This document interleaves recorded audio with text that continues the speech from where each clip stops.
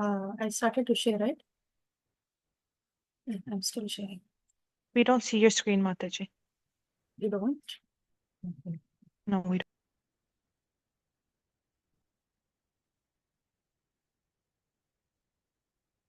Okay. Yeah. Text 23. Yatra kale tva avrittim chaiva yogina prayata yanti tam kalam pakshami bharata shraba. Translation. O best of the Bharatas, I shall now explain to you the different times at which passing away from this world, the yogi does or does not come back.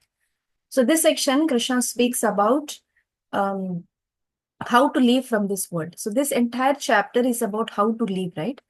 Whereas the rest of Bhagavad Gita is to how to live and how to love Krishna. How to live in this world and how to love Krishna. This particular chapter is about how to live.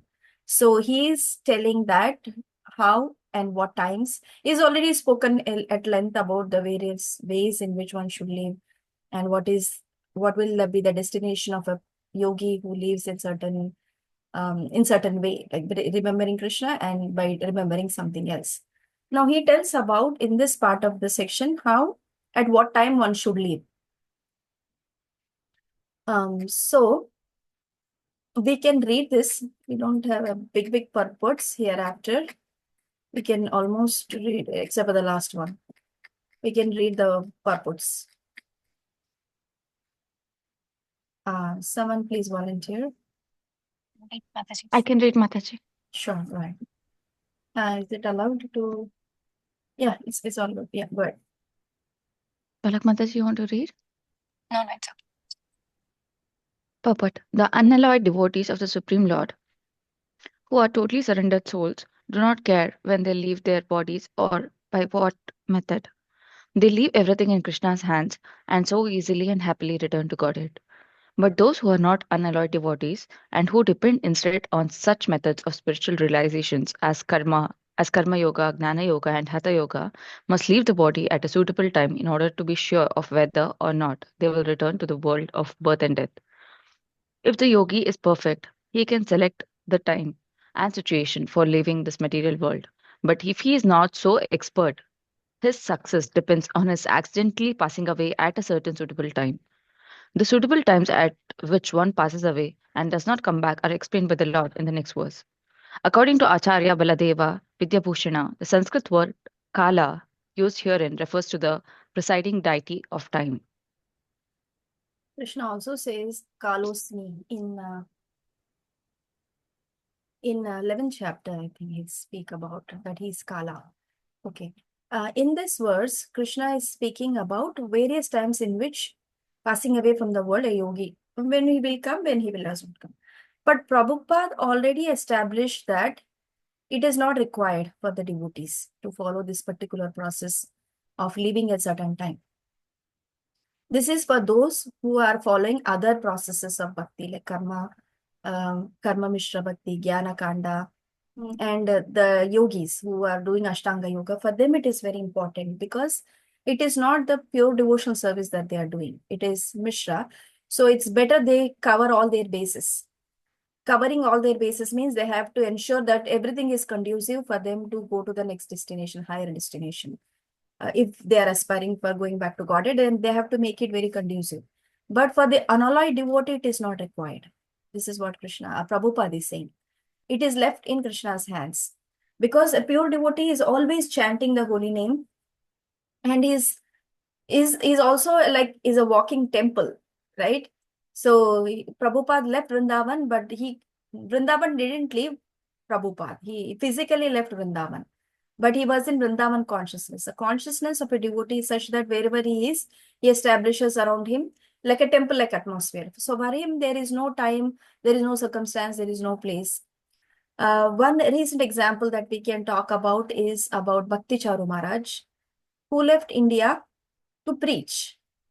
If you all know about him, we had a very great warrior, disciple of Srila Prabhupada, who served Srila Prabhupada very dearly by even producing a, I think, serial about Abhay Charana his Divine Grace Bhakti Swami Srila Prabhupada. He wrote Prabhupada biography.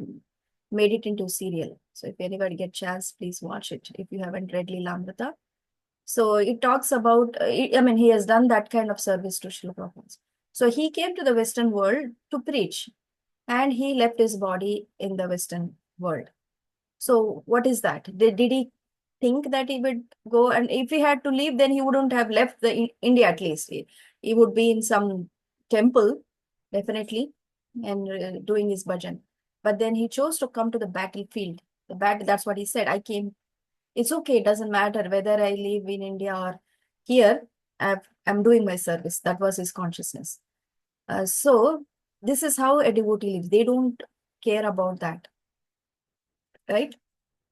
They don't care. But Krishna is going to explain about more details. Prabhupada has already established that for us in the first verse of this section itself. The next verse.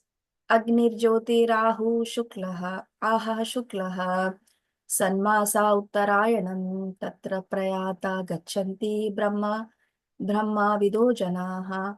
Those who know the Supreme Brahman attain that Supreme by passing away from the world during the influence of the fiery god in the light at an auspicious moment of the day, during the fortnight of the waxing moon, or during the 6 months when the sun travels in the night. So Uttarayan time is when Krishna is proposing for the yogi to live. So that Uttarayan is when the sun travels in the northern hemisphere, northern direction. So right now, we know we have started Uttarayan. January, mid-8 starts Uttarayan. And that's when sun travels in the northern direction. So you will see the sun is on mostly in the northern hemisphere. So we get the light from that side. During the winters, sun travels in the southern hemisphere. So we get western side is more light.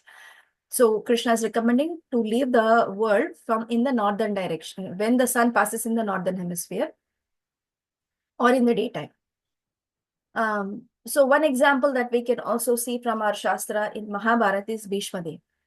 Bhishma Dev left when Uttarayan started, right? He waited until Uttarayan comes, and then he left his body because he had a boon to leave his body at will, so he chose to do that. But was it necessary for him, for Bhishma Dev, to leave at that time? Anybody who has read Mahabharata or heard about it? He was a devotee of the Lord, Bhishma Dev, so he did not have to leave at the time, really. But And actually, like the Lord, sorry. yeah, go ahead.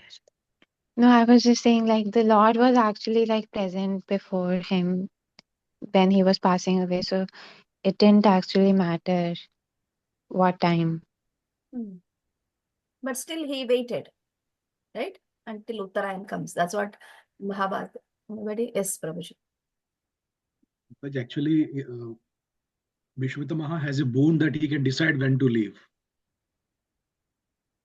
Right. So yeah, I mean, it came. That is one thing where he can, since he can decide, he decided, okay, let's live on auspicious time, kind of thing, and also that. And I just stop here. Yes, I think that is one thing came. Okay. So he waited for Krishna to arrive on the on that place, right? Krishna along with Pandavas came, and all the Pandavas were grieving, and Krishna came. And before that happened, is he had multiple purposes here.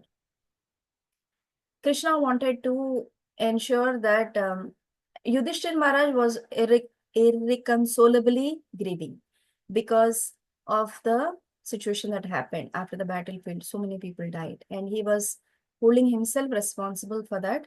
Although he was just playing his part, he wasn't responsible, and nobody were able to console him. Krishna couldn't console him. Nobody else. So he wanted the great devotee Bhishma Dev to be glorified in convincing Yudhishthir Maharaj. That's why he came along with the Pandavas to the battlefield so that all this happens. And then Bhishma Dev waited until that time when Krishna and Pandavas come, and he and Krishna asked Maharaj Yudhishthir Bhishma Dev to console or speak some wisdom words to Yudhishthir Maharaj so that he becomes consoled. So then he explains to him the process of how to rule and various dharmas, Stri Dharma, Purusha Dharma, King Dharma, Raja, various dharmas he explains and everything he explains, and then nobody knows the plan of the Lord, he says. Nobody knows the plan of the Lord. So just go by the Lord. Even great rishis are trying from time immemorial to know the plan of the Lord. They don't know. They haven't figured it out. So just go with it. So you're not the responsible. So he explains him in various ways. And he also recites beautiful Bhishma Stuti. And then he passes away. So that was the purpose Krishna brought him to the battlefield. But this Uttarayan also happened to be on this at that time. So how we can understand is that Uttarayan means Uttara Ayan. Uttara is the wife of Abhimanyu and Ayan is the protector. Because she took shelter of Krishna when Brahmastra hit her womb, right? When Ashwadama released the second Brahmastra, it was targeted at her womb. And Krishna entered into the womb of Uttara as a thumb. He became like a thumb and entered into her womb and protected her womb. Parikshit Maharaj, that's when he saw Krishna for the first time. That's why he's named Parikshit, because he was keenly observing who's this personality who's along my side here in the womb. That's why he's named Parikshit. So Uttara took shelter of Krishna. So the personality who became her shelter is Ayan. Ayan is like husband or one who is the maintainer protector. So she took the shelter. So he waited for Uttarayan to come, who's none other than Lord Krishna.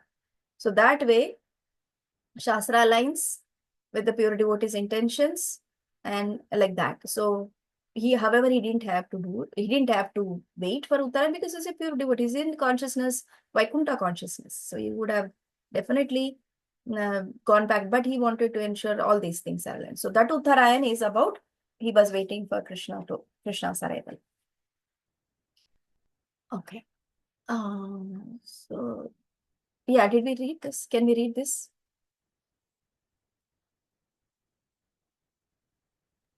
Should I continue, Mataji? Please, yeah. When fire, light, day, and the fortnight of the moon are mentioned, it is to be understood that all of them there are various presiding deities who make arrangements for the passage of the soul. At the time of death, the mind carries one on the path to a new life. If one leaves the body at the time designated above, either accidentally or by arrangement, it is possible for him to attain the impersonal Brahma Jyotir. Mystics who are advanced in yoga practice can arrange the time and place to leave the body. Others have no control if by accident they leave at an auspicious moment. Then they will not return to the cycle of birth and death. But otherwise, there is every possibility that they will have to return. However, for the pure devotee in Krishna consciousness, there is no fear of returning, whether he leaves the body at auspicious or inauspicious moment by accident or arrangement. Right. So the yogis leave at that time and they enter the Brahma Jyoti because that is their aspiration. So they go to Brahma Jyoti. But after staying there for some time, we have heard that because there is no service, they will have to come back to do some service in this world, in some philanthropic activity or some very, very rich person. We'll see a lot of people who are very rich and we wonder like, how is that so many riches they are enjoying in this world? We don't know the background. One of which is explained here is these people who have done a lot of this kind of yoga process, they will come back into this world. And because they have not understood the ultimate supreme Brahman in that sense, in the personal form, they come down and do some other activities. Okay. Next verse is 25. धूमो रात्रिस्तथा कृष्णः सन्मासा दक्षिणायनम् तत्तचन्द्रांसं चन्द्रमसं ज्योतिर्योगी प्राप्य निवर्तते. The mystic who passes away from this world during the smoke, the night, the fortnight of the waning moon, or the 6 months when the sun passes to the south, reaches the moon planet but again comes back. Let's read short purport. Someone read, please. I can read, Mataji. Go ahead. In the third canto of Srimad Bhagavatam, Kapila Muni mentions that those who are expert in fruitive activities and sacrificial methods on earth attains to the moon at death. These elevated souls live on the moon for about 10,000 years by demigod calculation and enjoy life by drinking somarasa. They eventually return to earth. This means that on the moon there are higher classes of living beings, though they may not be perceived by the gross senses. Yeah, the persons who have endeavored in the karmakandic activities. Recently, we saw in one of the purports where the cycle of karma was explained. Anybody remembers that?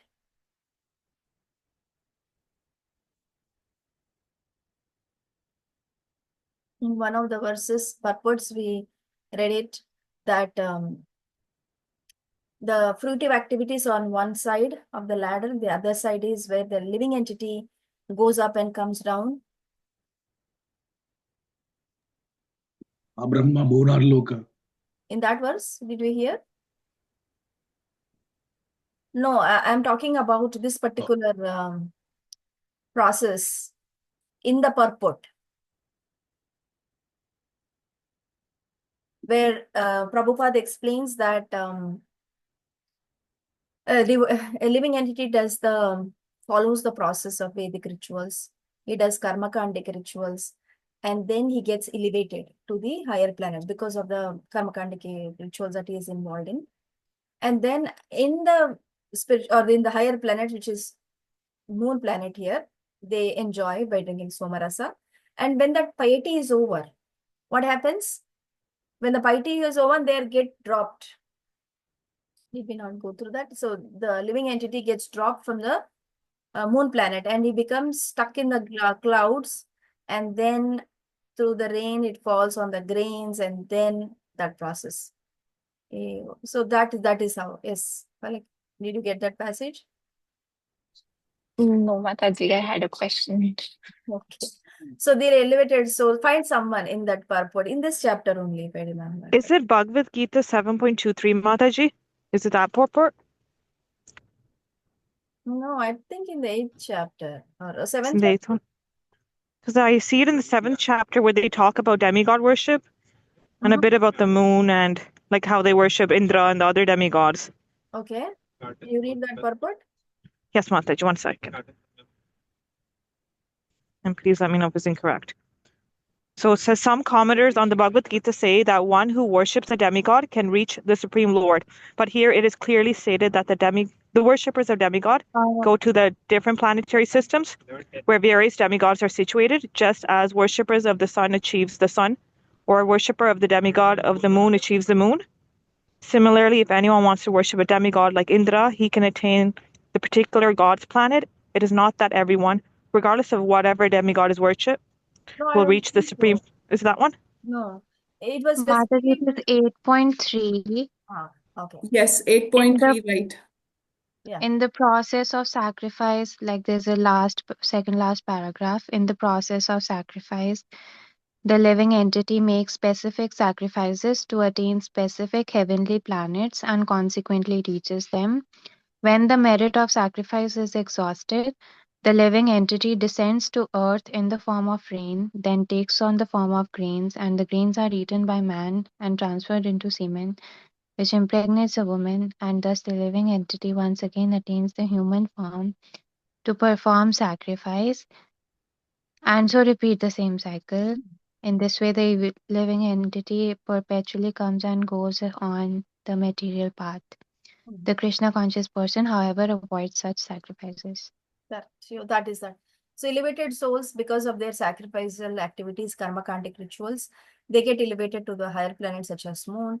Once their piety is over, they come down and repeat the same process. This is for the people who are following the karmakandic rituals, not to speak of those who are just like living like animalistic life.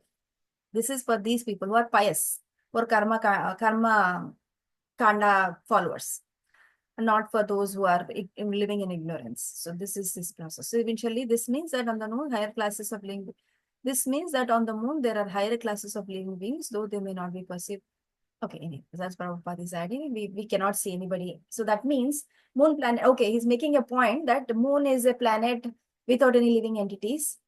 That is the perception, right? Like people go to moon and do some expeditions, but there are living entities which are much higher than we on this planet Earth, and then they are not perceived by gross senses. That's what Prabhupada is making a point. Yes, Palak? Mataji, good that you mentioned about that even though we have done expeditions on moon, we have not been able to find any living form of life there. So we have discussed that we have 8.4 million species in this universe. And I believe if moon is part of this universe, then and it is those 8.4 million species, they should be perceivable. Are they other than those 8.4 million species? Yeah, they are part of this. Devatas, I don't know. Devatas are already 33 crores, right? 33 crore Devatas. We have heard or somewhere in purports. Devatas are not under that category. I am thinking, yeah, Devatas are different. But the other than that is 8.4. Yeah, we cannot perceive because we cannot. This our material eyes cannot perceive them. Thank you, Mataji. Yeah. Yes, Shalini? I was reading Prabhupada Leelamrita, and Prabhupada made quite a bit of, kind of sarcastic comments about moon landing because that was happening in 1969. At the time he was there, and I mean in the West, and he used to really make fun of one of his disciples who was following the moon landing. So now I kind of understand why he was making fun, because he knew that there were beings on moon that were not perceivable by the human senses. Yes. They are on a different plane. We are on three dimensions, right? We are in three-dimensional plane. There are different planes in this entire creation, in this universe. That kind of planes are not accessible to us. We need a better qualification to access such planes. So that's why they are not perceivable. Although people are going, people have probably not gone yet to the moon, but the machines have gone and they haven't detected any living entities. So you can see Chaitanya Charitamrita Prabhu's explanation on that particular, when that happened recently, maybe a couple of years back, Chandrayaan. You can see and understand, okay? That's not our topic. So there are a lot of controversial things that are there. So he will explain nicely why it is visible. So there is gross bodies, then subtle bodies. So everyone can see gross bodies. No one can see one's subtle body. Although subtle body is there, right? You are made of your that subtle body with which only this gross body exists. So since ordinarily nobody can see subtle body, with which it like when you treat, you'll talk about adhyatma. What is your thought process? All you're seeing is your gross bodies, how you eat, how you talk, how you walk, and do all of that. But to do all this, there is a subtle body that is directing, right? Like your psychophysical nature. Who can see that? Nobody can see. What is your mode that you are existing in? Goodness, passion, ignorance. That is not visible, although it gets perceived in the activities. So when this at that level is not perceivable, how do we expect when these living entities are very, very high? Their one day is our 1 year. They're not apples to see. We cannot, like with that, with our consciousness, with our understanding. So we need to have better, higher consciousness. So we need to go there to see them like that. So that's why Prabhupada knows things, right? So he will give us whatever is required, and he will, people who took it, people who couldn't, whatever for their reasons, they did it in that way. But we are the followers of Prabhupada. Let's try to understand each and every word of Prabhupada and say that it is true. Not blindly, but it's called faith. We can have that faith. It's not blind following because we are supported by the Shastra, which obviously are not quoted in each and every verse here, because That's not the intention of this particular text, right? Yes, Srinivas Prabhu, you have to add anything? Yes, Mataji. It reminded me like what you, in that Chaitanya Prabhu gave one line, logic line actually, as you rightly mentioned. It's not our blind faith. So he gave a comparison. Like for example, there are illegal immigrants coming to US, so they will retain them. They don't allow to the US. They don't give the same facilities. They will be just stopped. Okay, some may trespass. Similarly, he was giving an example. As a humans, we have so many mechanisms. How do we prevent people trespassing? So and they are divine beings. They have further like they may be landing it. Probably they will not able to see anything, or they will be landing somewhere where there is no like they cannot enter. So that arrangement must be happening. Like he gave this logic one, uh, which makes sense. I felt actually in that the lecture where Chaitanya Prabhu was explaining about moon landing controversy. Right. Also, since we know that we are looking at some things with the perception that we are aware of, with the something that comprises of some pebbles, stones, sand, that is the background we have of this earth, right? So we are expecting similar things in other places which are even higher elevated places. So if you go with that conception, that's what you will get also. That Krishna also works in that way, right? However you approach him, he will reveal accordingly. Yathamam prapadyante. So if you have that kind of mood, that kind of understanding, that is what will be revealed. Oh, we get so happy that, oh, there is some sand, there is some rocks and all that. So this is how it is. It's a definitely higher topic to understand. It is not that easy that someone gets a machine and they will go. They will continue to do, but these are all spiritual topics. We need spiritual intelligence, spiritual understanding. Material science is doing only so much, but spiritual things can even get us higher. Actually, one of the devotees at the ISKCON Toronto temple, he recently mentioned this to me that he read it, that Bhakti Siddhant Saraswati Thakur actually he said that after this life, he was going to go preach on the moon. I'm going to find the reference from him, but I guess that parallel lives are on in the universe. Right. So whenever we have anything to say, it's better we back it up by Shastra, so that it is authentic. We are not concocting anything. When we back it up, then we have evidence, and this is what it is said. Okay, next 26. Shukla Krishne gati hiyete jagata shashvate mate ekaya yati anavrittim anyaya vartate punaha. Translation: according to Vedic opinion, there are two ways of passing from this world, one in light and one in darkness. When passes in light, he does not come back, but when one passes in darkness, he returns. Mr. Krishna is repeating, right? He's saying the same thing. Same discussion. Yeah, please read. I'll read, Mataji. Same description of departure and return is quoted by Acharya Baladeva Vidya Bhushana from the Chandogya Upanishad 5.10.3 to 5.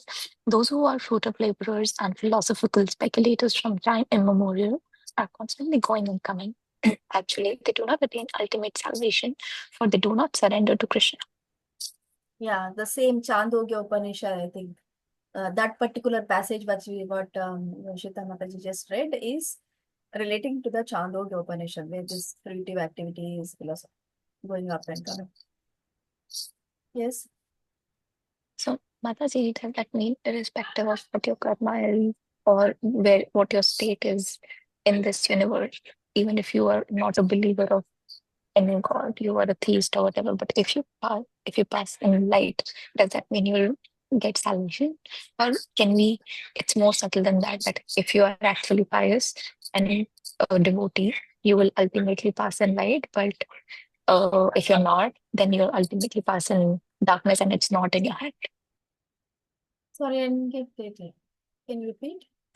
Okay, so I think the question has two parts. I'll ask the first question. The first one is that if somebody is an atheist, right, doesn't care about the karma, but they pass in light, do they get salvation like it's written here?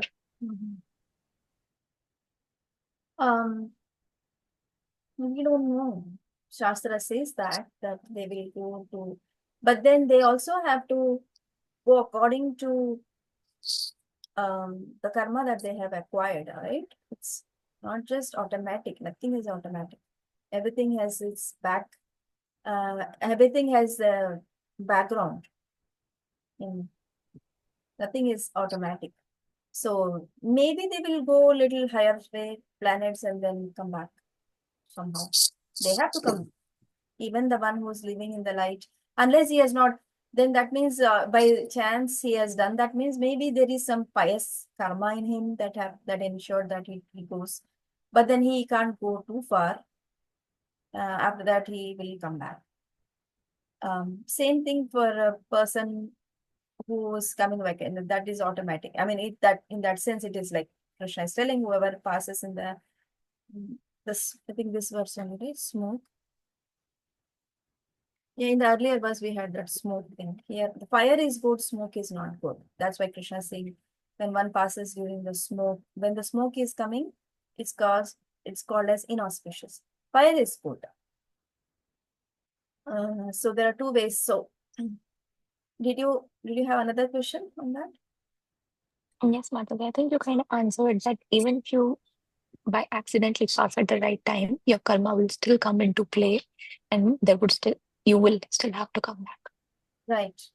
Here they are not saying going back to Godhead, right? If he's a yogi, anyway, he's going up till Brahma Jyoti only. Right? So anybody who goes to Brahma Jyoti, they do come back? Yeah, because piety will be over after a long time, maybe a long time, because it's not exactly in the material world, but it is definitely not spiritual world. So it's in between.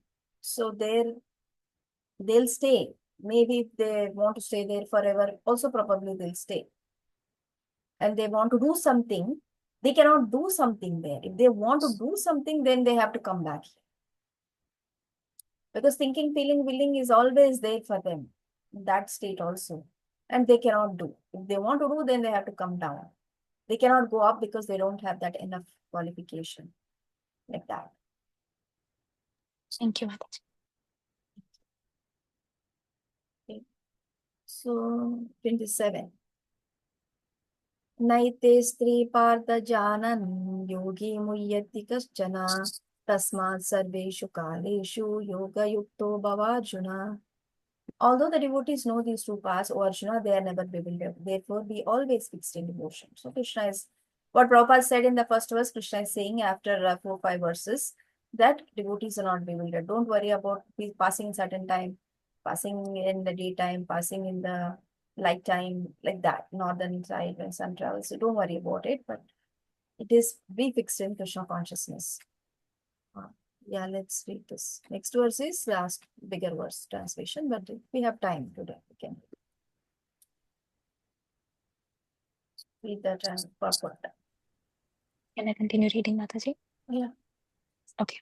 Krishna is here advising Arjuna that he should not be disturbed by the different paths the soul can take when leaving the material world. A devotee of the Supreme Lord should not worry whether he will depart by arrangement or by accident. The devotee should be firmly established in Krishna consciousness and chant Hare Krishna. He should know that the concern over either of these two paths is troublesome. The best way to be absorbed in Krishna consciousness is to be always dovetailed in his service, and this will make one's path to the spiritual kingdom safe, certain, and direct. The word yoga is especially significant in this verse. One who is firm in yoga is constantly engaged in Krishna consciousness in all his activities. Sri Rupa Goswami advises anasaptya vishayan yatharam upayujata. One should be unattached in material affairs and do everything in Krishna consciousness. By this system, which is called Yukta Vairagya, one attains perfection. Therefore, the devotee is not disturbed by these descriptions because he knows that his passage to the supreme abode is guaranteed by devotional service. Okay. So devotees are not bewildered. Krishna has said, Prabhupada is explaining The devotees don't make any extraneous arrangements, like do like this, do pass in that time, either by arrangement or by accident. Krishna will take care. We have seen many examples in that regard. And Prabhupada is quoting about the Yukta Vairaga principle. This comes in Nectar of Devotion. This particular verse, I think it is a memorization verse. If you want to go and read it right now, it's also good. So, Anastaksha Vishyan Yathartham Upajindita Nirbandha Krishna Sambandhe Yukta Vairagya Uchate. Yukta Vairagya means we should not unnecessarily or prematurely reject things which can be used in Krishna service. So everything is used in Krishna service. So that becomes Yukta Vairagya. Prabhupada gives classic example of using dictaphone. Dictaphone is a material thing. However, it has been spiritualized by using it in the service of Krishna. When he translated using that, it has become spiritualized. Right? So that is also one of the way to look at when things become spiritualized. The offering, the offer, the intention, the instruments, everything becomes spiritualized. That is Brahman in the supreme consciousness. So that is Yukta Vairagya, using everything, material things also in the service of the Lord, so that's why we don't reject anything. So if you reject that prematurely thinking that, oh, all these material things are for the people who are materialists, not for us. So if you want to do that and live, then that is premature. That is it's very strongly condemned by Bhaktisiddhanta Saraswati Thakur. If you say that, it is monkey, it's Markata Vairagya, or Vairagya, which is Falgu Vairagya. That is what he used to say. Falgu Vairagya, Markata Vairagya. Falgu is like imitation Vairagya. You think you are detached by not using these material things, but in the heart you are contemplating on those. That's what he says. And then he used to use all these big cars in the service of the Lord. He used to dress nicely when he went to meet Britishers at that time. And he said this is everything can be used in the service of the Lord. So that's very important to understand that we use things in the service of the Lord and use them for that purpose only. Not if we start using it for our material thing, then it becomes we're getting entangled in that. Right. So then YouTube can also be used for listening to lectures and stuff, and kirtans. Right. Yeah. If you use YouTube for some other one, then that mind will take you there. But if you use it for, so all our hearing is happening mostly on the social media only, right? Via social media. Like this is another way, platform, Zoom. Otherwise, who had imagined this would happen, right? We all had to come into one physical place, but we are all doing it online. Nobody imagined this, even a few years back, not to speak of around that time when things were still not that advanced material.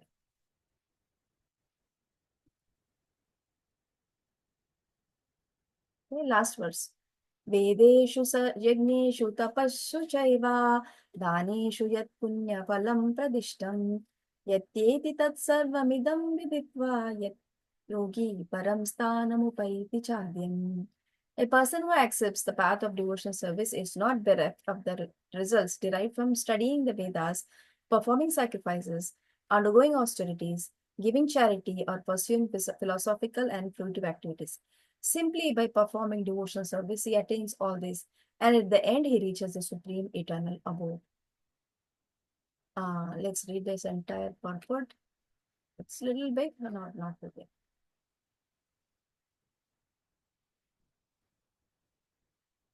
Some other volunteers.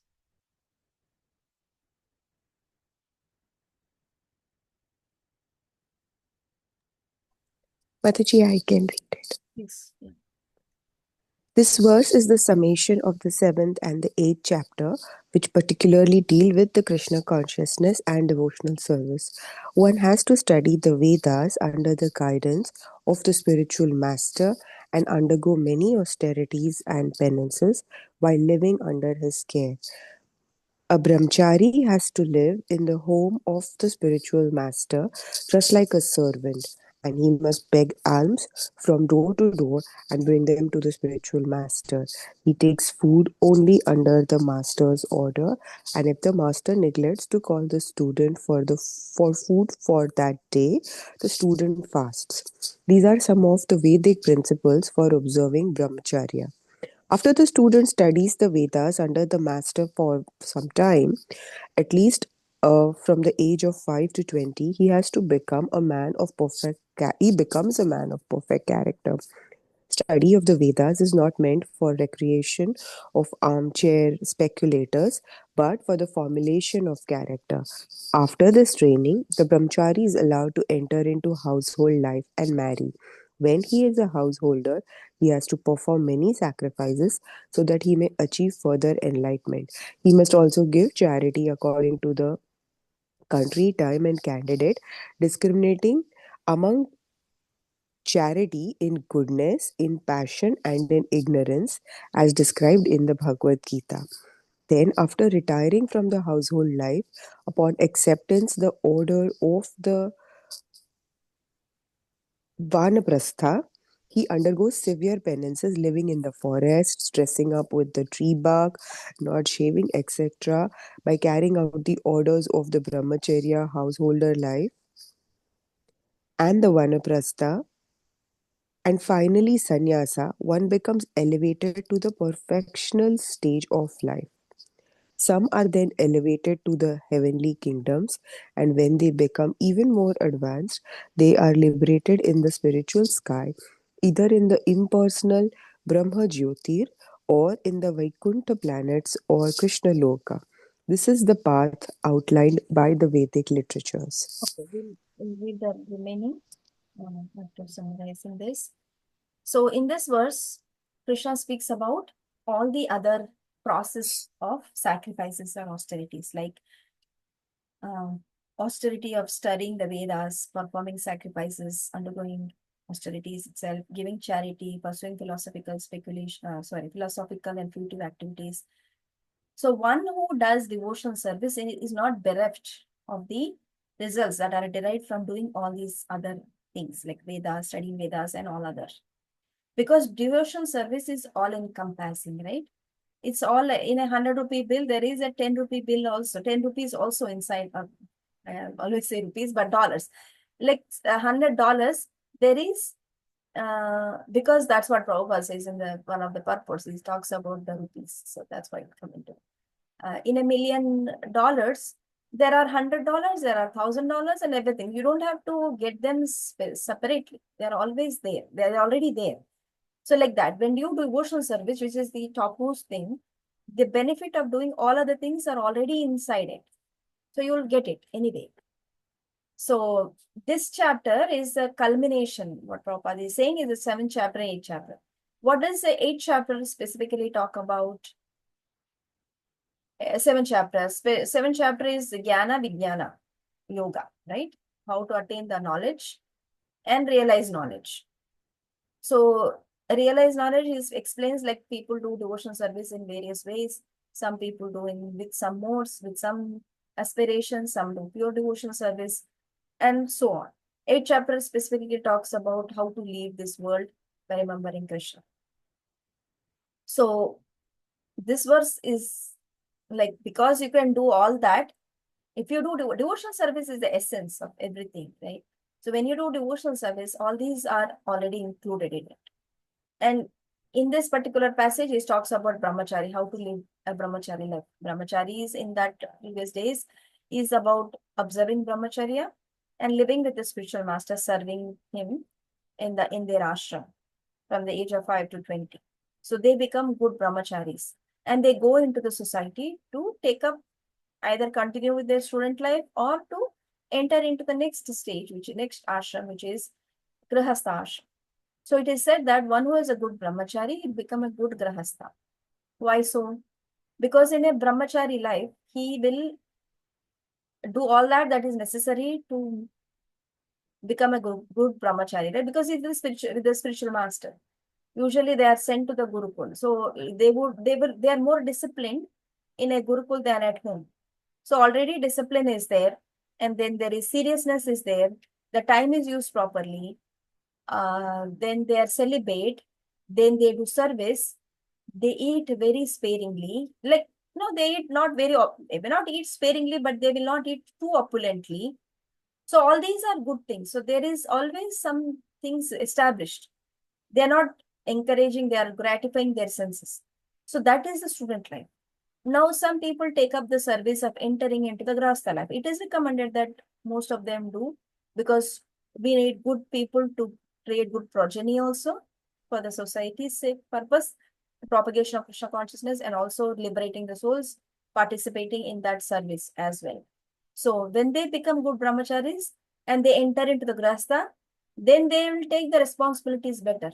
Well, they won't take each other for granted because they have learned so much in the childhood from at least 20-25 years by being good brahmacharis. Then they will take up their responsibility. They'll have respect for for their spouses and take the responsibility of children very seriously. See, so nicely. So one who is a good brahmachari will automatically become a good grahastha. So it is encouraged that children or students are in that, when they are in that ashram, they just do those ashram activities, not do other ashram activities like, intermingling with the opposite sex. It is not that ashram activity. It is ashram of the next ashram. But in nowadays, there's no difference. All are in all stages. It from brahmachari life till end of their life, they're all in all the ashrams. So that is where the society, what is that? It is not having, that is why Krishna Prabhupada first encouraged to have a, by the, what is that word? Society divided into categories, brahmachari, Vaishnava, Varnashrama? Varnashrama dharma, Daivi Varnashrama dharma. So when that happens, then there is some regulation in the society. But that's not the case. Prabhupada has encouraged, but that purpose was bigger purpose to solve, because it was the entire world taking into consideration. And so he started off with, at least regulated life in the temple setting and at a home setting. He taught that in his books, and people can take it up and follow it.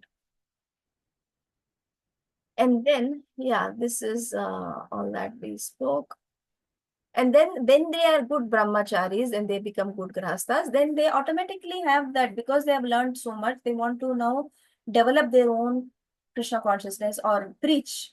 During grahastha life, it is mostly taking care of the personal aspects. In the vanaprastha life, they are going out and preaching, so to do betterment to the society. So they become good vanaprasthas, how to live, because austerity is coming, more austerity is coming at that time. And then finally, sannyas, when they leave everything, like there's no consideration.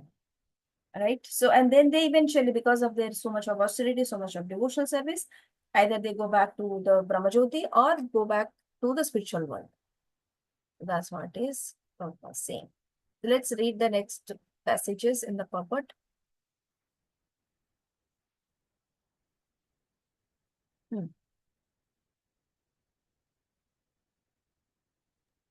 I can read it, Mataji. Continue. Hang on. The beauty of Krishna consciousness, however, is that one stroke by engaging in devotional service, one can surpass all the rituals of different orders of life. The word idam viditva indicate that one should understand the instructions given by Sri Krishna in this chapter and the 7th chapter of Bhagavad Gita. One should try to understand this chapter not by scholarship or mental speculations, but by hearing them in the association with devotees. Chapter 7 though through 12 are the essence of Bhagavad Gita. The first and the last 6 chapters are the like covering for the middle 6 chapters, which are especially protected by the Lord. If one is fortunate enough to understand Bhagavad Gita, especially these middle 6 chapters, in the association of devotees, then his life at once becomes glorified, become beyond all penances, sacrifices, charities, speculations, etc. for one who can achieve all the results of these activities simply by Krishna consciousness. One who has a little faith in Bhagavad Gita should learn Bhagavad Gita from a devotee, because in the beginning of the 4th chapter it is stated clearly that Bhagavad Gita can be understood only by the devotees. No one else can perfectly understand the purpose of Bhagavad Gita. One should therefore learn Bhagavad Gita from a devotee of Krishna, not from mental speculators. This is the sign of a faith. When one searches for a devotee, unfortunately gets a devotees association, one actually begins to study and understand Bhagavad Gita by advancement in the association of devotee. One is placed in the devotional service, and this service dispels all one's misgivings but about Krishna or God and Krishna activities, form, pastimes, name, and other features. After these misgivings have been perfectly cleared away, one become fixed in one study, then one relishes the study of Bhagavad Gita and attains the state of feelings, always Krishna consciousness. In the advanced stage, one falls completely in the love with Krishna. This highest perfection stage of life enables the devotee to be transferred to Krishna abode in the spiritual sky, Golika Vrindavan, where the devotee becomes eternally happy. Thus ends the Bhakti Vedanta purport of the 8th chapter of Srimad Bhagavad Gita in the matter of attaining the Supreme. Hari Bol. Yeah. So here Prabhupada is talking about, but there may be all these ashrams and orders, but everyone can be a devotee, even in that ashram. We don't have to be bereft of that. So by beauty of Krishna consciousness, that by one stroke, engaging in devotion service, all the other rituals in different orders are taken care. So, and in this, Prabhupada is saying that this, in the middle 6 sections, 6 chapters of Bhagavad Gita, the essence, right? And by understanding the first 6 chapters, we'll get into the second set of 6 chapters. And then which is the mostly related to our relationship, developing our relationship with Krishna. And then next 6 chapters talks about there are individuals who may not be oriented to bhakti. They may be oriented to karma, jnana. So Krishna is not leaving those people away. Like he's also taking them into consideration, explaining the process of Bhagavad Gita by using the jnana. If they are more oriented, they're more attracted to jnana, then learn Bhagavad Gita in that way, using jnana as a medium. So that's the last 6 chapters that are targeted towards jnana. The first, it is mostly karma, activities. In the middle, 6, 7 to 12, it is devotional service. So it's mostly related to the heart and mind and doing activities that are pleasing to Krishna and understanding the science behind it, all the details around it. In the 7th chapter, he spoke about his energies, material, spiritual, and the people who do devotional service to him in different moods, either with some desires, such as wealth, removal of distress, just knowledge, as inquisitiveness, some desiring for the liberation also, jara marana mokshaya, moksha kami bhaktas. So like that. So he has explained that all these are good, whether they are in that mood or in this mood, eventually they'll come. Because if you're on the right track, you'll eventually go there. If you're on totally different track, then it's hard to come back to the right track. It's hard to reach the destination. You have to come back to the right track, then destination is possible at some point in some time. So that's what Krishna says, encouraging the devotees, even in these modes, come do devotional service to me, so that that's why he says, Bahunam Janmanamant. It takes more time. It takes time. It's not like that quickly. Once you do devotional service, it is easy. It will take time, but however it will come, you will reach the destination. So that's what he explains. And then he explains about the process, like how to do. And that's where the 7th, 8th chapter starts with the process of leaving. Now that you have understood various things about him, now you also know about how to leave this world. And he explains the time and the place, not the place much, but the process of living by thinking about him, by doing sadhana throughout your life. And also explains about the people who do other processes like yoga process, how they can also reach, but it is hard because controlling the mind is not that easy. So like that. So these two chapters are the beginning, setting the stage for the pure bhakti part. They are getting the stage. So now that you understood this, now go into the depths. 9th chapter is the middle of the entire 18 chapters. 9th chapter is the middle, and the verses that come in that are like the middle of the middle, the essence of the essence. Bhagavad Gita is the essence of the scriptures, right? Essence. If you read the glorification of Bhagavad Gita, you will see this is the essence of all the Vedas. And within that, the middle 6 chapters are the essence of Bhagavad Gita. And within that itself, the 9th chapter is the essence of the essence of the essence. And there are verses that are very specific. You can add more level down essence, right? So we'll go through that. So that is the 7th and 8th chapters of Bhagavad Gita. So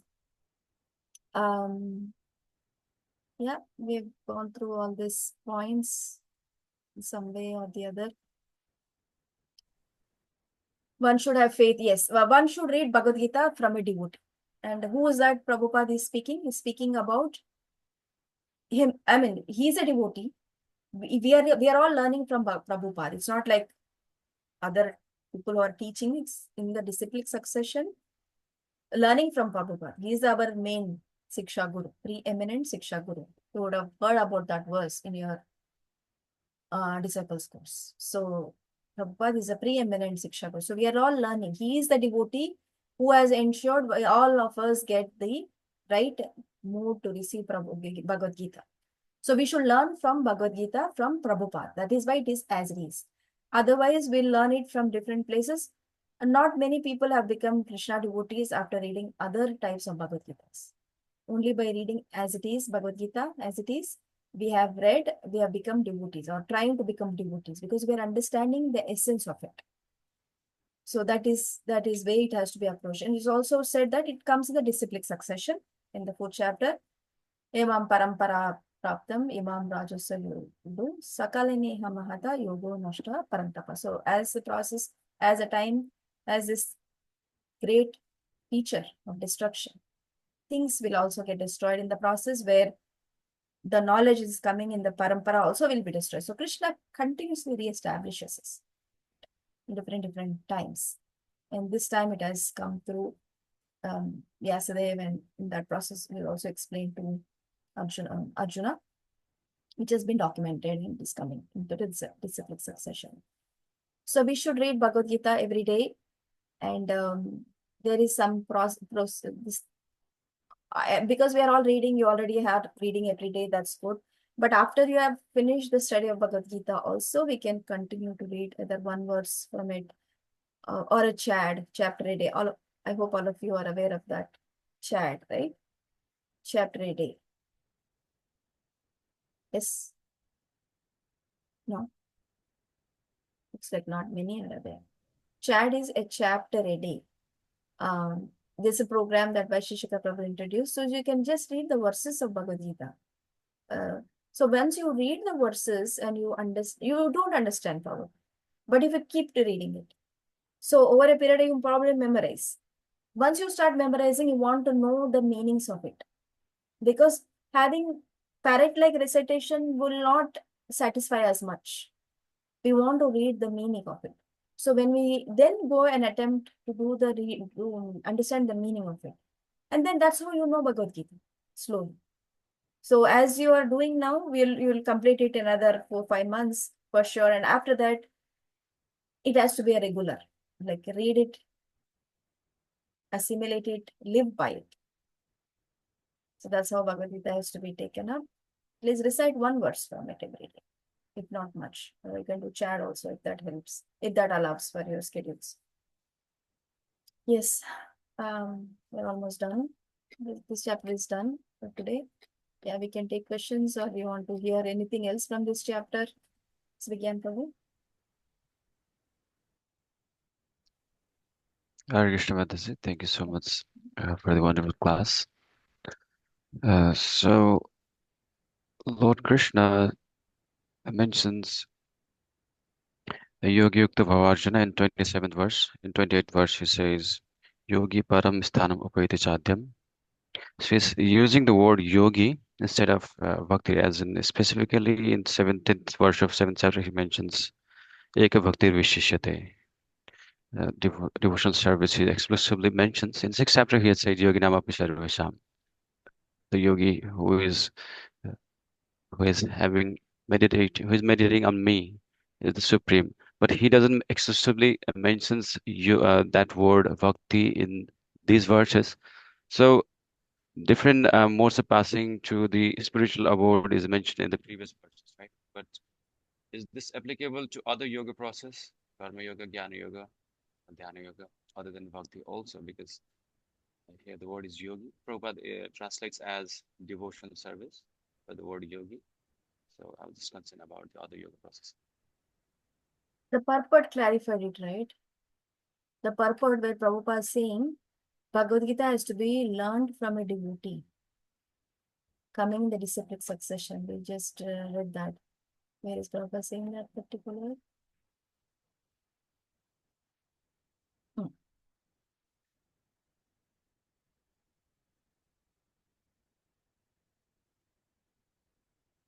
One should try to understand these chapters not by scholarship or mental speculation, but by hearing them in association of the devotees. Where else he says that?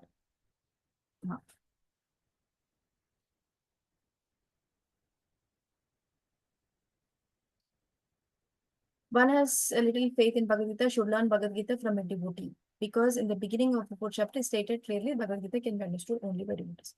So to this particular word of yogi that you got a excellent question, I didn't understand it like that before, but you're making it a point. Prabhupada is translating a person who accepts the devotional service. So he's what Krishna is saying, intending, Prabhupada has made it clear. This yogi is not an ordinary yogi, karma mishra, jnana mishra, and those kind of. This is bhakti yogi. That's why we need to understand Bhagavad Gita from devotee. Otherwise, it becomes very hard. And we are fortunate, we are reading what Prabhupada is saying. If we have faith in Prabhupada's words, we just go by what Prabhupada says. But because this has not been translated by other the other translators of Bhagavad Gita, maybe that point was missed. So they were talking about Yoga Mishra, Jnana Mishra, Karma Mishra Bhaktas as yogis. And if you do that also, you'll also reach the highest planet. It's like telling them that. But will they reach the highest planet? Going by so much, at least up until now, whatever we have studied, will that read? Even the earlier verses of Bhagavad Gita where Krishna says, whichever consciousness you will have, you'll reach that planet, is what he said in this chapter, 8.6, something like that. And then in the 8.7 chapter also, he tells about these people who do devotional service in such aspirations of distress and yoga. We also talked about 3 types of bhaktas, like Kevala Bhakta,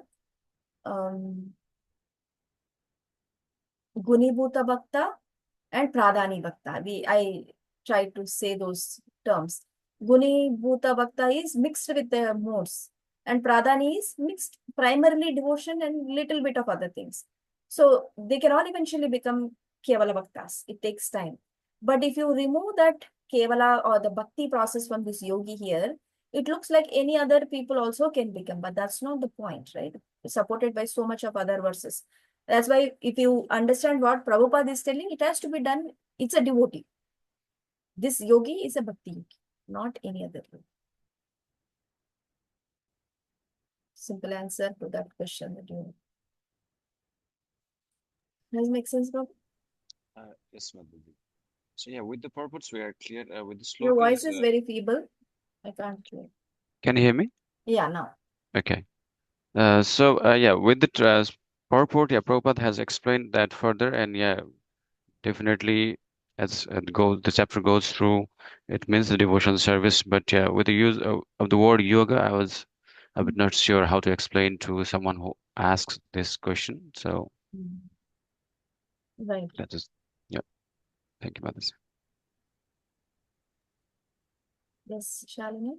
Sorry, Mataji, for asking so many questions, but this is slightly on a different, slightly tangent. So, Krishna is the original seed-giving father, and he's called the father. But in the rasas, in the 5 rasa, there is no such rasa as a parent rasa. So, does it fall under dasyam? Why you say no rasa as parent? We have, right? Vatsalya? Vatsalya is treating them as a kid, right? The way Yashoda did. But I'm saying, like, we treating Krishna as a parent because he's always considered as the father. Would that fall under Vatsalya only?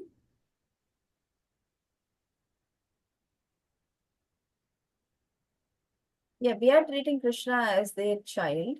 I mean, someone treating Krishna as their child. So he's a seed-giving father. So what is the question? So how can he be father and as well as in these rasas? Is that your question? Yeah, my question is that, which is the rasa that basically includes that relationship, parental relationship, Krishna being our parent, because the 5 rasas are friends, conjugal lover, dasyam, servant, vatsalya, child, or shant. So I was thinking maybe is it dasyam? Because as parent, we have to be like Yeah, awe and serving. reverence. Awe and reverence. If you want to, that is the dasya. Yeah. Awe and reverence is where we consider him the almighty, all-powerful, right? He's our father, protector, maintainer. With that. I see. Okay. Okay, thank you. But more you go deeper, then you understand that he is not just that, he is my friend. More deeper, it's not just my friend, he is my son. Then more deeper, it's a lover, like that. Is it that the rasa remains like static? Because I feel like my rasas are different times of the day. They are different. Sometimes it's friend, sometimes it's like child. Is it okay to have multiple rasas? Because we are not there yet to know our constitutional position, to know our, what our nitya siddha is, to identify that one rasa. Until then, we can experience different rasas. Right. Yeah. We are in the process of making as devotees. It will be revealed to us. We don't have to make an extra attempt. It will be revealed. What is your rasa? It takes time. Not probably one lifetime, but if you are like strict sadhana, then in this lifetime itself you might know. Okay. Thank you, Mataji. Hare Krishna. Priyamvada Mataji. Hare Krishna, Mataji. Hare Krishna. Yes, Mataji, in this one we're reading that devotees don't have to worry about any time when they're leaving the body. What about like the people who are a devotee in the sense that they're not Krishna ISKCON in that, the general devotee, right? Demigods worshipping. So when they leave the body, and it says that living in the dark and the light. So light is a daytime and dark is like that, and plus Brahmurata time is like little still dark, right? So please explain that. So I'll first clarify what Brahma Muhurta. Brahma Muhurta is going towards the light. So that's most auspicious time. One lives in Brahma Muhurta, it's auspicious. It's dark, that doesn't mean it is going towards dark, it's going towards light. So anything going towards light is good. That's why the waxing moon is preferred over waning moon. Waxing moon is going towards Amavasya. Waning moon is going towards, Paurnami. Waning moon is going towards Amavasya. So like that. So other devotees like Yanti Deva, Vratan Deva, Pritrin Yanti Pritirvrata, whoever worships whichever demigod, they'll go to their planet. Krishna has made it very clear, right? So that is clear. They will go to that planet. Does it make sense, Mataji?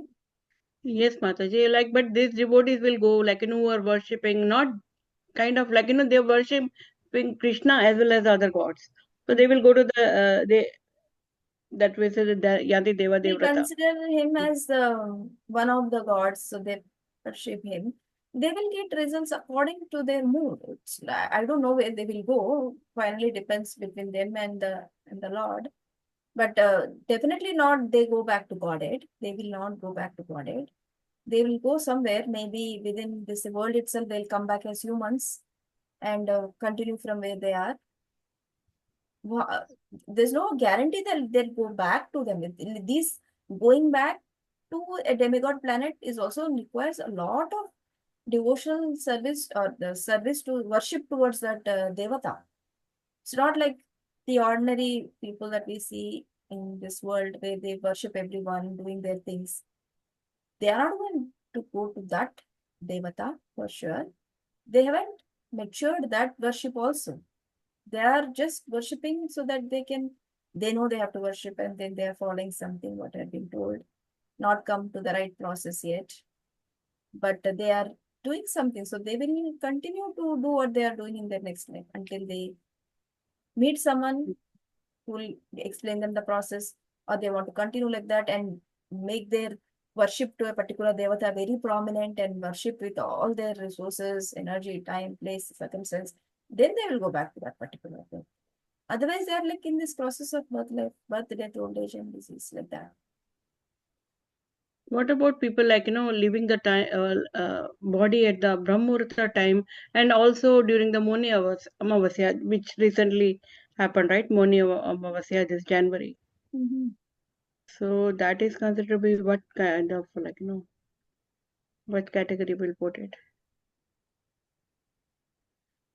So they are in the, so they are normal. What kind of lifestyle they have led? Okay. We don't know much like that. Like these are the guidelines that we know. But there's a lot of things, right? Behind each person, they have lived their entire life, so many years. What did they do? We don't know.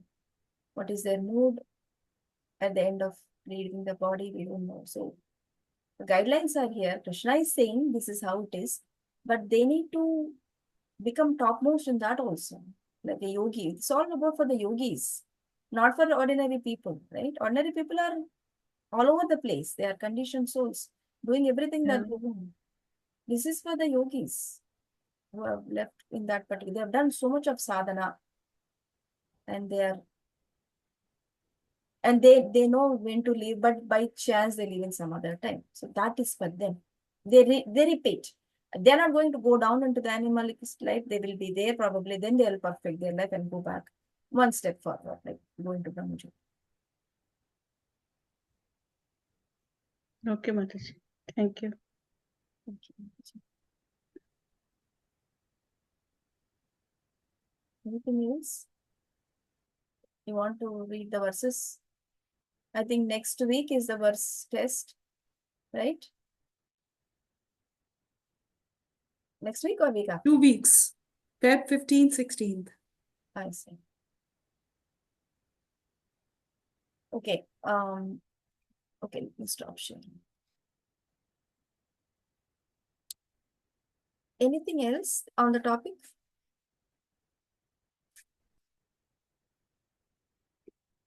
Did I stop sharing? No, not yet, Mataji. Still We're still sharing? seeing your screen.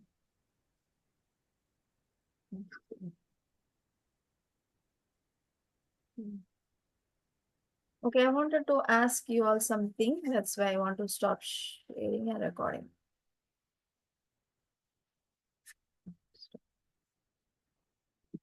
If there are no questions on this topic, or you have anything else, anybody? Any reflections? Any thoughts? So, Ramina Mataji, you have something?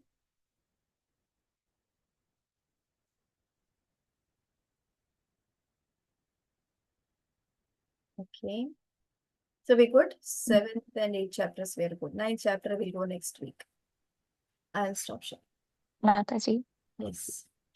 I have something from the homework yesterday. So it was about what do we feel fortunate about having the human life. and why are we thankful about it. Mhm. So based on what I could reflect was, um, so everybody has, I mean, all the species, at least most of them, like if we consider dogs and other animals and us, they all have eyes, we all have appetite, right? We all have those things, but I think the other species are more about survival, they only have 3 or 4 instincts. But I think even what the eyes perceive, for example, if we are sitting in nature, we can appreciate the creation, but they cannot. So having the ability to appreciate what we have in our life, I think that is something that I feel fortunate about having the human life, that we can perceive them and be thankful about it. Mhm. So that was my reflection. Mhm. Yeah. Anybody has any more thoughts on that? That's nice. So that's what we can start thinking in those lines. Some realization we get attached to something that we are doing. Yes, Kanika.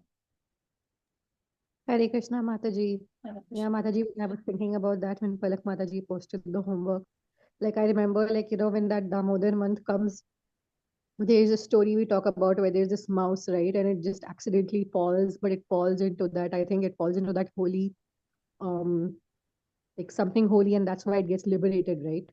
And I have this god-forsaken cold and cough with like snot flying all over the place and like horrible cough, and my quality of jap in the past 2 3 days has been so poor. But as a human being, like I have the choice to go do steam inhaling, get my medicines, do my gargles so I can get back on the horse and like, do quality job, do devotional service. But that poor mouse had to have like so many coincidences had to work in his favor to get liberated. So I feel at least as a human being, you're not dependent on like a ton of coincidences to do devotional service. You have that in your control to whatever is coming in your way, you at least if you want you can. Because as a kid my mom would yell at me to take medicines and do steam inhaling.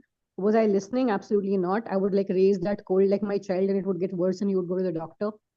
But now it's like if I want to not cough 10 times while doing a couple malas, then it's like okay, go and like fix this so that you can do your devotional service. So that is the difference that I see, that other species have to get lucky on lots of fronts. They don't have that, like that decision making that okay, you can do devotional service, you can fix this. That's a choice, free will choice that we have. We don't have choice. They say that the string that we have, right? Their string is very short, or it's almost nil for the animals. They don't have anything else, like they cannot do anything. But whereas when a animal is tied to a rod, how is that animal tied to a rod? With a rope, and that animal moves around that in the fields that you can see. The animal moves around that rod. That much of liberty it has. It moves around in that circle. That's all the liberty it has. Cannot go beyond that length of the rope. And we can increase that rope. That rope can be increased by doing more devotional service. Like, it takes time, of course. Like Narada Muni, he has unlimited rope. He is not tied by that limited rope that we all have. We also don't have, we have some choice, but it's not unlimited. We cannot fly. We cannot go in water. It's not unlimited. We have choice within our capacity. Just like the animal has a choice within its capacity, it can hit a fly by doing like this. It can eat, it can chew, it can drink water, drink ice. Like that, it has its capacity. We also have that capacity, but we are not unlimited. So at every stage, we can make a choice, either go near Krishna or go away from Krishna. That choice we all have. And that's how the rope gets expanded. The rope becomes bigger. Beautiful. Thank you, Mataji. Thank you. Anybody else? Mataji, can I share something? Yes. Yes. Mataji, last time Palak Mataji asked about that Om, when she does Om, she feels peace, and while doing Hare Krishna Mahamantra, the mind is distracting a lot, right? So that happened to me as well. So and I reflect myself why that is happening. So I don't know whether this is right answer or wrong. I'll just share that when we do Om, we give a time, like we do like Om, and there is a vibration on that thing, so it gives the peace. Likewise, you if you do Hare Krishna, like Hare Krishna, like slowly, that will also bring a peace. It's all about the vibration. Like you sit in a quiet place, and you instead of doing Om, if you do Hare Krishna, Hare Krishna, Hare Krishna, that will also bring the peace. So it's all, and if you do the Om, like chant, like in a japa style, Om, Om, Om, Om, Om, that will also bring a distraction. It's all about your pace and vibration. That's all what I want to share. I don't know. Like in the kirtan, when we sing, we mostly sometimes are concentrating in the kirtan because there is a melody, there is a raga, there is some stretching of some words at some point. So that keeps our concentration. But in chanting, we are doing mostly fast pace, right? Yes, yes, ma'am. That's why we can hear while we are chanting. If you try hearing each and every syllable when you are here chanting, that also will give us that peace. It's why we are not experiencing is because we are not hearing. When we hear, I'm telling you, I've had a few times, not too many times, that particular realization. When we hear, we don't want to stop hearing. Like we want to hear. When you have established that connection between chanting and hearing, when that connection happens, when it sticks together, you don't want to lose it. It is also same. But we need to experience it by chanting in that way. Like chanting with attention. Well, it's Can I add, can I add some, sorry, It's just okay, Shamina. wanted to add something here. I heard in Hari Parshad's one of his lectures when he said that when we chant Hare Krishna, the sound actually starts from the lowest chakra in our body. It goes up, and when we hear it, it reaches our heart, the Anahat chakra. And when it reaches the heart, that's when we feel that connection. But if we don't hear it with intention, it doesn't reach that Anahat chakra. And then it doesn't make that connection. So I guess that is exactly what you were saying, that we feel that connect when we hear it properly. yes, yes. When we hear it, it stays in the heart, and that it Krishna reciprocates in various ways, in his own unique ways. When that happens, you don't want to lose it. And it won't last also for a long time. He'll go because he wants to see us do that effort. Keep doing that. It happens. I'm sure you all have experienced, just that you need to catch it and experience it and share it. Mataji, just to follow up, I completely agree with what Ramina Mataji said, that it's about the pace with which we say it, and the way she recited Hare Krishna, even that was also so peaceful. Then why are we not recommended to do it in that way? Rather, we are given a target to achieve, like 16 malas or so many, which kind of makes us want to do it in a fast-paced manner. So Hari Prasad Prabhu has explained this a lot of times. I'm not on that topic. See, there are prescribed number of, there is a kirtan, there is chanting, then there is slow chanting, fast-paced chanting, and vibration, just the sound or just in the mantra, in the mind. So there is a procedure. It's not out of nothing. There is this, but it is well thought about science by the acharyas, and that's how 16 rounds have come into being. And is being given to us. So that is the minimum because of the number of, and there is another way to look at the number of breaths that you take in each day is about 1700 times or 1000 times, I don't know, some number. That's equal to each and every syllable you take and mantra. So it's all related. So this is how, if you do that many number of times, then that is when you can make a connection. I actually don't know about that, but that's a standard. It's been given to us. There is some well thought about reason why it has been given. It is given. But then there is Kirtan. In Kirtan, you don't have a fixed number. You can do Kirtan after you're done your chanting. And the Kirtan can enable you to do better. If you can remember Krishna in a more better way, you can do that. And then take the same learning and apply that into chanting. So Kirtan is there, right?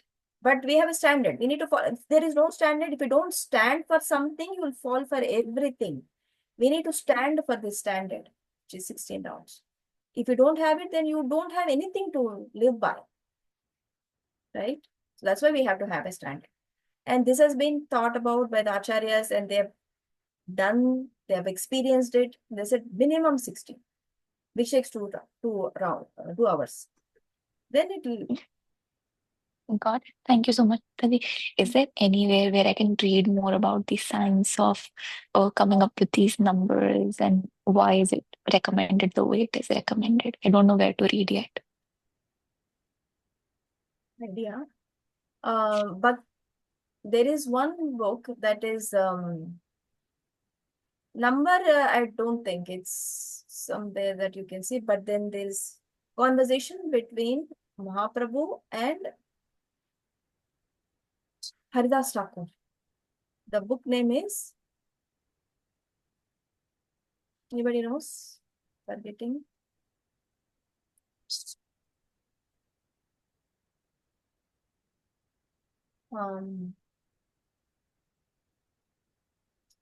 Forgetting. That's a conversation between Mahaprabhu and Haridas Thakur that has been written by Bhakti Thakur. Harinam Chintaman. Harinam Chintaman. So, if you want, you can read that. Mahaprabhu asked these questions to Haridas Thakur, not the other way. He is asking questions to Haridas Thakur, explain this word holy name. And then Haridas Thakur is giving, and this has been written by Bhakti Thakur. You can read that book. And there is Hare Krishna Mahamantra book by Prabhupada, quotations about Hare Krishna from various scriptures by Prabhupada. That's available in the bookstore. I got it many years back from our temple bookstore.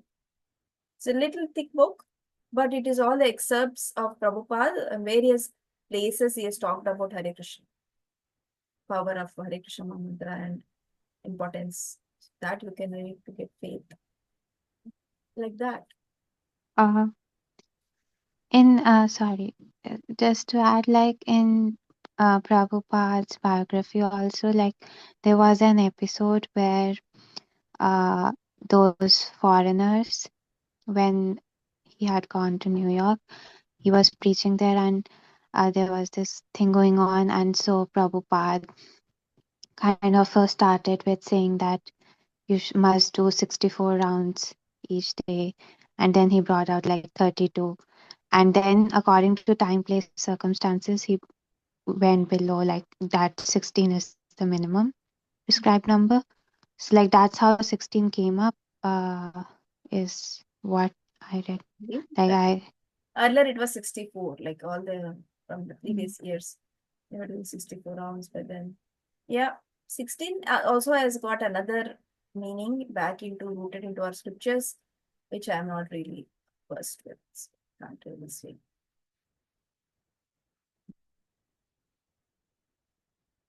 Okay, anything else? If not, we are done for today.